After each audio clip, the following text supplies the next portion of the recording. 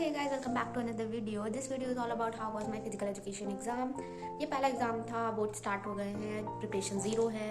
ये I think सिर्फ मेरी है, बाकी सब ने प्रिपरेशन शुरू कर दी, बट अभी मैंने कुछ भी नहीं शुरू किया क्योंकि मेरी दीदी की शादी थी। मैं अभी तक उनकी शादी ही मना रही थी, बट अब मैं अपने उसमें मूड में आ गई हूँ कि भाई पढ़ाई कर लो, एग्ज़ाम्स हैं, फेल हो जाऊँगी, बैक आ जाएगी, इसकी टेंशन बहुत ज़्यादा है। स्पेशली केमिस्ट्री के एग्ज़ाम के लिए मैं बहुत टेंस्ड हूँ, बाकी तो सब हो जाएगा, बट केमिस्ट्री के लिए मैं बहुत ज़्यादा टेंस्ड हूँ। बट कोई नहीं, फिजिकल एजुकेशन का एग्ज़ाम जिस हिसाब से मैंने सोचा था कि मैंने कुछ भी पढ़ाई नहीं की, मैंने सिर्फ 2 दिन पहले पढ़ाई करना स्टार्ट किया था, बट उसके हिसाब से एग्ज़ाम बहुत अच्छा गया है। So let's start with the video कि कैसा गया मेरा पेपर और मैंने क्या क्या अटैम्प्ट किया और क्या मैं छोड़ के आई। वैसे तो मैं छोड़ के कुछ भी नहीं आई, मैंने अटैम्प्ट सारा किया कि आए ना आए कहानी बनाना चाहिए। So let's start with the video. Question paper था अप्रॉक्सीमेटली 16 पेजेस का। मेरा क्वेश्चन पेपर कोड था 75 और सेट 4 था, series ZYW1X. In the section A, there were 18 questions MCQ. I have attempted all the questions and approximately 14 to 15 सही हो सकते हैं, बट सारे नहीं। इस चीज़ में मैं तो कॉन्फिडेंट हूँ, सारे नहीं सही होंगे मेरे। Then after that, in the section B, there were 6 questions in which we have to attempt only 5. I have attempted 19th, 20th, 21th, 22. No, I have not attempted 22. I skipped that because ये Harvard step test किया था, मुझे बिल्कुल नहीं पता था। 23 मैंने किया था और 24 में किया था।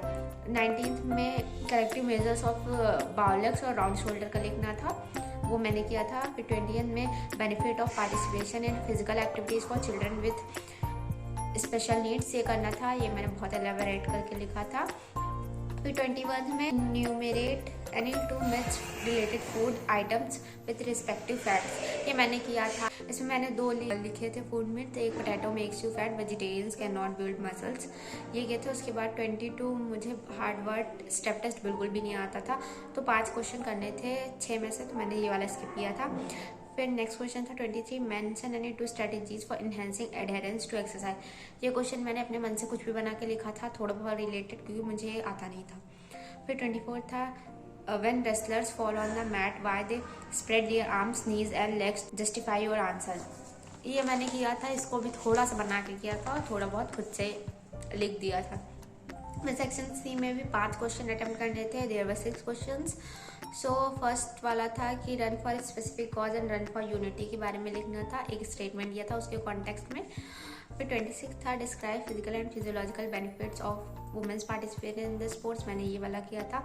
आफ्टर दैट 27 क्वेश्चन था फ्लेक्सिबिलिटी का और इसके मेथड टू इम्प्रूव फ्लेक्सिबिलिटी, तो ये वाला मैंने किया था, लाइक स्टैटिक फ्लेक्सिबिलिटी मेथड और पैसिव फ्लेक्सिबिलिटी मेथड, ये सारा मैंने मेंशन किया था। फिर नेक्स्ट क्वेश्चन था mention any 3 importance of diet during the competition, ये क्या था। फिर 29 क्वेश्चन मैंने स्किप किया था क्योंकि मुझे बिल्कुल भी नहीं आता था। Describe the following residual volume and stroke volume, मैंने ये चैप्टर छुआ भी नहीं है, इसलिए मेरे को ये सब नहीं पता। 30th था compare and construct the hostile and instrumental aggression, so मैंने ये क्वेश्चन किया था अच्छे से। फिर सेक्शन डी था कि इंटरनल चॉइस अवेलेबल थी सेक्शन डी में, नॉकआउट फिक्चर बना था, उसके हिसाब से हमें आंसर्स देने थे, MCQ थे। तो उसमें पहला था कितनी टीम हैं जो नॉन बाय टीम्स हैं, वो बताना था, तो वो मैंने बताया था। उसके बाद एक क्वेश्चन था कि if the above picture had been 48 teams then the number of boys would have been, तो उसमें बायज निकाल के बताने थे, वो मैंने किया था। आफ्टर दैट एक क्वेश्चन था कि 7th मैच कौन कौन सी टीम के बीच में होगा, और में एक और क्वेश्चन था, वो मैंने नहीं किया था। आफ्टर दैट एक और क्वेश्चन था कि प्रिविलेज मिलती है फाइनल डायरेक्ट फाइनल राउंड में प्ले करने की प्रीवियस पोजीशन होल्डर्स को जो लास्ट ईयर पोजीशन होल्डर्स होते हैं, तो उसे क्या कहते हैं, तो उससे सीडिंग कहते हैं, मैंने नहीं किया था। फिर विजुअल इम्पेयरमेंट कैंडिडेट्स के लिए दिया हुआ था क्वेश्चन, वो हमें नहीं करना था। फिर एक केस बेस्ड था 32 क्वेश्चन नंबर, वो मैंने किया। आफ्टर दैट 33 भी केस बेस्ड था और उसमें टेक द करेक्ट ऑप्शंस थे, और एक सेकेंड नंबर क्वेश्चन था व्हाट इज कार्डियक आउटपुट, उसको बताना था। आफ्टर दैट सेक्शन ई में 4 क्वेश्चन है जिसमें से हमें 3 करना था। Like describe the procedure and benefits of Mandukasana and Makarasana to control the hypertension, मैंने ये वाला किया था। आफ्टर दैट था कि what do you mean by equilibrium, explain the equilibrium increase with the influence of various factor by giving the suitable example from sports. ये वाला मैंने बहुत जल्दी में किया था क्योंकि मेरे पास टाइम भी बचा था, मैं बहुत ज़्यादा क्रिएटिविटी लेवल दिखाने लगी थी, इसकी वजह से मेरे पास खाली 15 मिनट रह गए थे, तो मैंने इसमें बहुत ज़्यादा पता नहीं क्या लिखा है, मेरे को भी नहीं याद। फिर next question what do you mean by circuit training, ये वाला किया था। और इसके आगे था कि how coach will plan circuit training session with 6 station to develop fitness of his trainer, ये किया था। और नेक्स्ट एक और क्वेश्चन था कि flamingo balance test and plate tapping test उसको recommended for 5 to 8 SI Khelo India, इसको डिटेल में बताना था। बट मैंने ये क्वेश्चन अटेम्प्ट नहीं किया था क्योंकि खाली 3 क्वेश्चन अटेम्प्ट करने थे 4 में से, तो मैंने वो 3 किए थे। 2000 years later. तो आफ्टर दैट मैं यही बोलना चाहूँगी कि जिस हिसाब से टीचर ने डरा रखा था कि फिजिकल एजुकेशन का एग्ज़ाम बहुत टफ हो सकता है, फिजिकल एजुकेशन में बच्चों के नंबर कम हो जाते हैं। हाँ, बच्चों के नंबर कम हो जाते हैं फिजिकल एजुकेशन में, बिकॉज द रीज़न इज़ बच्चे बहुत हल्के में ले लेते हैं कि एट द एंड कर लेंगे, लास्ट डे पे कर लेंगे, बट ऐसा होता नहीं है। मैं भी ये सोच रही थी कि लास्ट डे पे कर लूँगी, सब कुछ हो जाएगा, बट ऐसा बिल्कुल भी नहीं था। लास्ट डे पे बहुत ज़्यादा दिक्कत हो रहा था कि हैक्टिक हो रहे थे कि कैसे होगा, स्ट्रेस हो रहा था। तो बट अगर फिजिकल एजुकेशन ऐसा सब्जेक्ट है, अगर इसको अच्छे से पढ़ लो तो इसमें अच्छे मार्क्स आ सकते हैं, तो इसीलिए हमें इसको भी थोड़ा सा टाइम देना चाहिए।